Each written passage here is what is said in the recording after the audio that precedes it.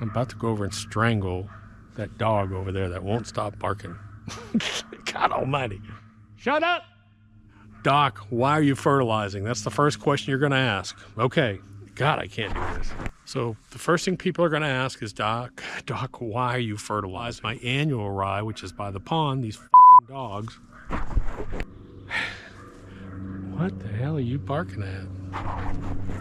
My neighbors that are way over there actually breed dogs, and so they got one of their dogs just yipping and yapping. There must be a deer in the field or something. So I'll try and do this over the yappity yap. The first thing you're going to ask is, Doc, why are you fertilizing? And it's Christmas, almost January. The rule of thumb is pretty simple. If you have something green and growing, you feed it and water it. If you have something that's dormant, like Bermuda and zoysia right now, you leave it alone. Don't do anything. Well, I get a lot of people ask, should I water my lawn even though it's dormant? No, I never do. And why is that? It's because warm season roots are so deep. Bermuda roots can get down to 40 inches. It doesn't need water. It's actually dormant. It's asleep, so just leave it alone. So no feeding, no watering. The only two things you're going to do this time of year is put down carbon in the form of humichar, because that takes a long time to work down in the soil, and then do pH adjustment. Put down your lime or whatever you need. Those are the two things. For me, this is perennial rye. This is fantastic. I'm so happy with this. Now, I think this is called Champion perennial rye. I'll have to double check on that, but it's lush, it's dark, and it's thick. Out by the pond, because we have Bermuda, I did an overseed and I used annual ryegrass. Now it's a little bit thinner, it's light green in color, it doesn't look as nice. This just looks fabulous. I sure hope this lasts all summer long, but one of the reasons why we had to go to this is because of all the shade. So anyways, another reason that I'm out here fertilizing is look at my 10-day forecast. Now, we've been in the 20s. We've been down to 23 degrees. Look at that, 23 degrees. We've been down cold in 20s, but I've got a warming trend coming in, and I've got rain moving in. Perfect time to put down some fertilizer. So anyways, just a quick vid. I figured I'd grab the camera and shoot. I actually was at urgent care. Actually was online health. I have some kind of ear infection going on, and I had to go pick up some antibiotics. So I called John. He came down, he cut the back, he cut the bond, he did wood run for me, firewood run, did trash runs, he did a whole bunch of cleanup around here after all this wind and stuff. I just want to give him a few hours. I always try and feed him some hours this time of year. So we'll just, like I said, I'll just shoot. I'll walk around and shoot. I'm here all alone. The girls are at the beach. I'm doing Christmas alone this year because I've got to babysit this project. I mean, right now, this time of year, I just had my plumbers come in. Electricians came in, the plumbers came in, drywall's supposed to come in, and then I got to go get that wood finished up. I got a bunch of stuff. So they're down there. They've got different family members showing up down there. I'm just going to hunt and I'm going to work, and oh well, such is life. But if you have, when do you fertilize? You fertilize when your grass is actively growing. And I've got warmer temperatures coming up, and I've got some rain moving in. So I had John come on over so he get some hours in. We're going to cut this back. This is perennial rye. I'm going to put some green shocker down. Now here's what you need to understand. The past few days it got down to 23, 24 degrees, and I want you to look at this grass. This is crazy. Is that amazing or what? That is just crazy. So this is, I believe it's Champion perennial rye that I bought is the name of it. And it has done so well back here. Now I kept seeding and seeding and seeding, and it finally did a really good job of taking back here. Because this, look at this, I mean, it's after 12 o'clock and I'm still shaded out. Even in the winter time, there's no leaves on the tree, and I still have lots of shade back here. So we're cutting this with the Ego. We're leaving it on a number 3 setting, which is about 2.5 inches, keeping it pretty tall. This time of year, I do like to bag, mainly for the leaves, but also you're not going to get a lot of breakdown of clippings because it's so cold. You're not going to have a lot of microbial action and that kind of stuff. So it's probably better off if you're cutting rye. If you have a lot of clippings, pick them up. I mean, this is great. So I'm going to hit this with green shocker. I got to go up. I put the spreader up in the barn. I need to go get the spreader. And then let me show you the front, which is an annual ryegrass, which doesn't look that great. It really needs some food. Hey, is that crazy or what? is, man. I was looking at it like, man, it's crazy. 20, we've been down to, one morning I got down here, 2 days ago, I got down to 23 degrees. And every morning for the past 4 or 5 days, we've been in the 20s. And this has just shocked me, man. This has done really well. It's been cold. It's been cold. It's been freezing cold. But you already did the pond? Yes, sir. So I woke up with some kind of ear infection. So instead of going to urgent care, I went to online health. If you don't have the online health app, man, I had to wait an hour because I didn't go early enough. But man, it's an online consultation. She prescribed me. She called it into the local Walmart, so I just got back from Walmart picking that up. If you don't have online health, man, that's a great app to use, especially for stuff like this, because you know what's going to happen. I go to an urgent care on the 23rd, and I'll probably pick up COVID or the flu or some stomach crap. So I did not want to go to an urgent care today, so I went to use the online health ID. I've used that several times. If you're going to use that app, use it at like 6 in the morning. That's the trick to it. Don't wait till like after 8. So here's the pond front. Now this pond frontage is real thick. It has dead Bermuda in it, and it has a little bit of annual ryegrass. And you can see it's a much lighter green color. It's not doing as well because I can't put a lot of fertilizer down here because I don't want it running off. So I have to use something that's an all fast release. So I'm going to put some green shocker here, but man, the green has gone all the way back up over in here. This really looks good. I mean, it's just such a nice, this used to just be a pile of crap. It looks really nice. The first question is why would you put chicken crap out 2 days before Christmas? I'm going by one of the local fields over here and the guy's out spreading chicken manure. And I'm like, dude, that stuff stinks so bad. Why would you do that right before Christmas and ruin everyone's holiday? Thank God it's not near my farm. So I'm putting down green shocker. Oh, and if you don't know what green shocker is, it's probably one of my, besides a slow release like PGF Complete, this is one of my favorite fertilizers. This is basically black salt, and that's one of the problems with it. You have to really be careful when you're putting this out. You set your spreader openings at 1/8 of an inch. People message me all the time and say, Doc, what number? Do not use a number. Do not rely on numbers when you go on this. You want to set your spreader opening to about 1/8 of an inch and then go ahead and try it and apply it.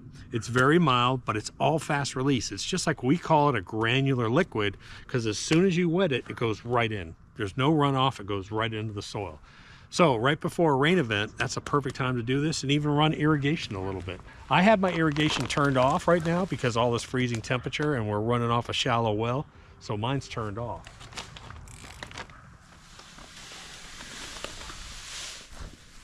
It is basically like salt. It looks like black salt.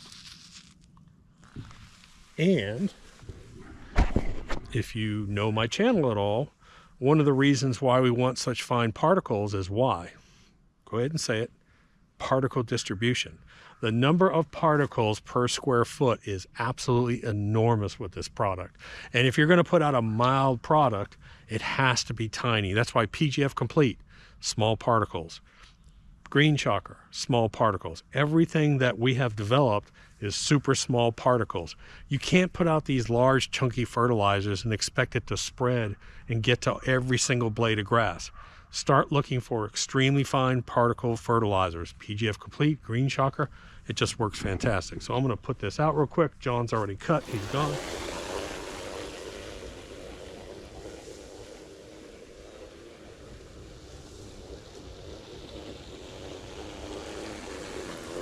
Ooh, man. Get your steps in, Doc, get your steps in. So you can see that this grass here is a much different color, if you can see it, right? But this is a very light, almost lime green, because this is an annual ryegrass. But it looks good. We're cutting it a little bit higher. But the other thing is we never had any grass down over here, and now that whole area is grass, so I forgot about that. So it may take a full 1.5 bags out here, to be honest. But it looks great. Now we're protecting all of our soil. This is the only reason I do this, is because of runoff. When we start to get these winter heavy rains, I don't want this soil running off down into my pond. And so far, it's worked fantastic.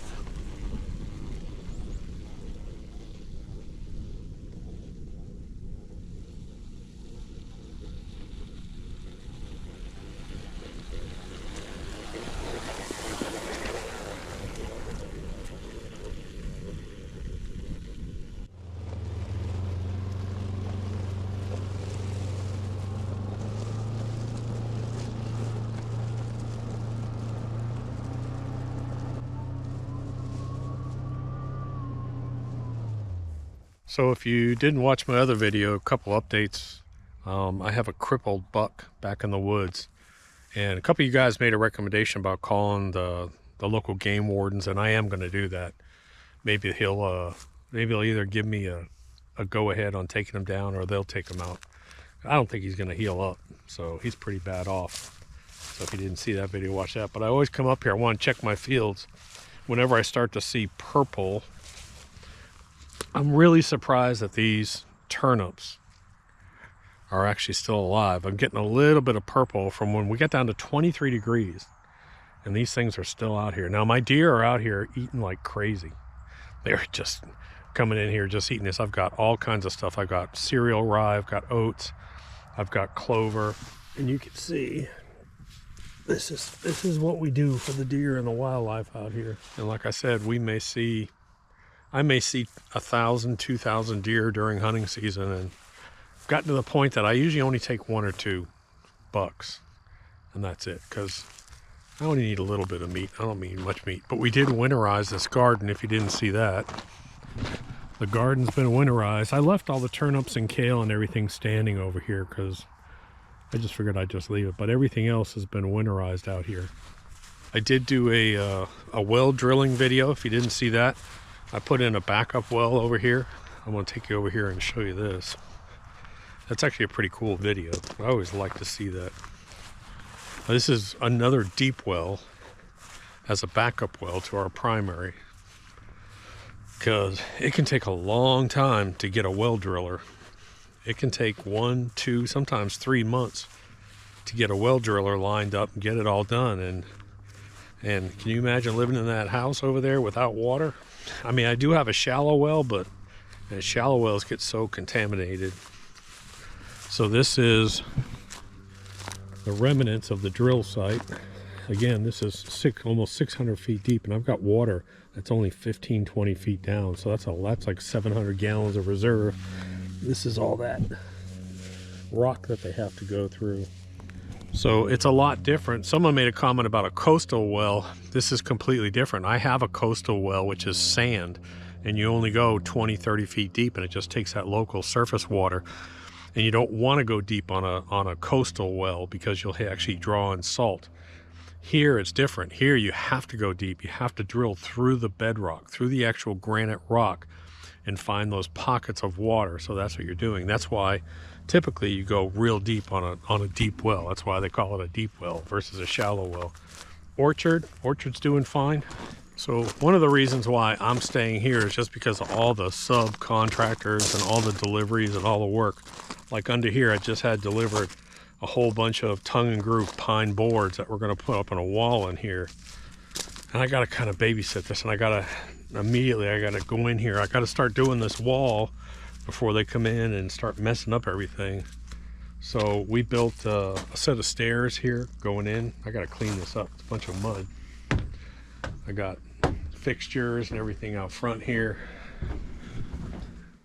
So what we've done in here so far is I've got all my electrical run, including all the electrical for a ceiling fan with lights, a chandelier that's going to go over this little dining set. We're using pancake lights, can lights up here. And then we built this wall, which is going to stop here and be open. We're going to do tongue and groove pine on this wall. And then I got some really cool stuff to hang up on this wall, sheetrock. And then we're going to take these beams from that tobacco barn. We're going to take these beams and we're going to run these beams all the way down here on either side and then across. It'll be actually really cool. And I think I'm actually going to paint the sheetrock.